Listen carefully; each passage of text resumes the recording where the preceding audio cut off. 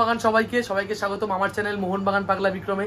আজকে ম্যাচ ছিল Mumbai city FC versus Mohun Bagan super giant. খেলা 2-2 ফলাফলে শেষ হয়েছে।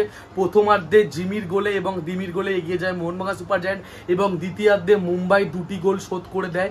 খেলা খুব ভালো হয়েছে, খুব ভালো ফুটবল হয়েছে। যদি সেকেন্ড হাফ মুম্বাইয়ের হয়ে থাকে তো ফার্স্ট হাফ ছিল মোহনবাগানের। সেকেন্ড হাফে মোহনবাগান সেইভাবে অ্যাটাক করতে পারেনি যতটা ফার্স্ট হাফে অ্যাটাক করেছিল।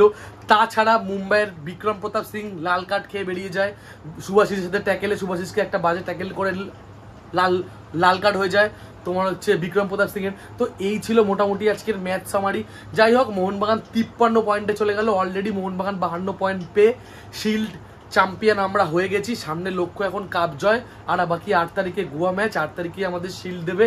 তো 8 তারিখে সবাই জুহরদিতে আসো, একসাথে সবাই শিল্ড তুলবো। তাহলে আর কি, মুম্বাই থেকে আমরা 1 পয়েন্ট নিয়ে ফিরছি। এখন আর পয়েন্ট সেইভাবে আমাদের ভ্যারি করে না। শুধু আমি বারবার বলছিলাম যে মোমেন্টামটা খুব ভ্যারি করে। তো যাই হোক, একটা ভালো মোমেন্টামই থাকলে দেখো প্রতিদিন তো জেতা সম্ভব না, তারপর জেতার পরের ম্যাচ চ্যাম্পিয়ন হওয়ার। তো ঠিক আছে, চলো মন্দের ভালো রেজাল্ট। যাই হোক, আমরা ড্র করলাম মুম্বাইতে। তাহলে চলো, জয় মোহনবাগান।